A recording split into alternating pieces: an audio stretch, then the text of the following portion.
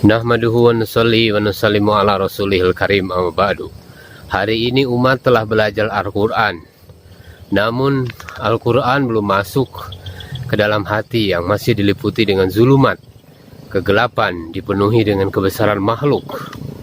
Karena tidak pernah latihan untuk mendapatkan pengalaman dan pengamalan iman di jalan Allah Subhanahu wa Ta'ala.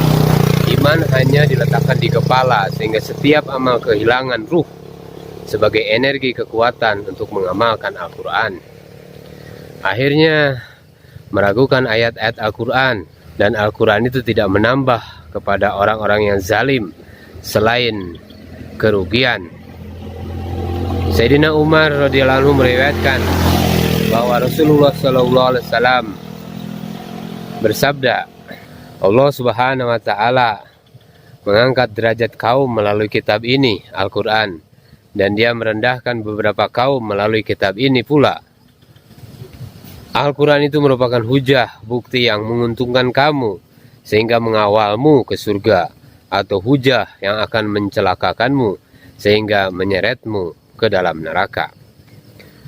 Saudara-saudara sekalian yang dimuliakan Allah Subhanahu wa Ta'ala, Rasulullah SAW bersabda, sesungguhnya Al-Quran adalah tali pengikat yang sangat kuat dari Allah Subhanahu wa Ta'ala dan merupakan zikir yang sangat bijaksana. Di dalam Al-Quran tersimpan berita orang-orang sebelum dan sesudah kalian, dan di dalamnya terdapat hukum yang berlaku di antara kalian. Orang yang bertindak sewenang-wenang dan meninggalkan Al-Quran akan dimusuhi oleh Allah Subhanahu wa Ta'ala. Barang siapa yang memohon petunjuk kepada selain Allah Subhanahu wa Ta'ala, maka Allah Subhanahu wa Ta'ala akan menyesatkan dia.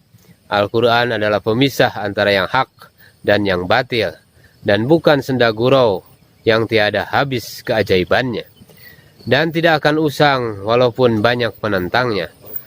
Apabila madrasah dakwah ala minhajun nubuwah diusahakan, umat akan mudah mengamalkan Al-Quran, sehingga Allah Subhanahu wa Ta'ala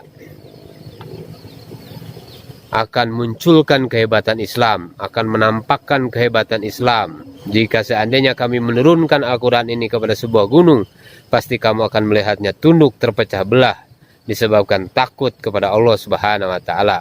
Walau anzalna hadzal Qur'an ala jabalin la ra'aitahu khashi'an mutasaddian min khasyatillah wa tilkal amsalu nadribuha lin-nasi la'allahum yatafakkarun.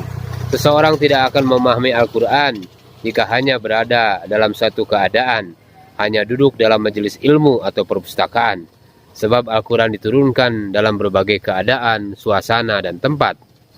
Surat Al-Ahzab turun pada musim dingin, At-Taubah pada musim panas, Surat Yusuf pada saat paceklik, pada saat kelaparan melanda, Surat Al-Maidah pada perjalanan haji, Surat Al-Jumu'ah diturunkan dalam suasana perdagangan di pasar.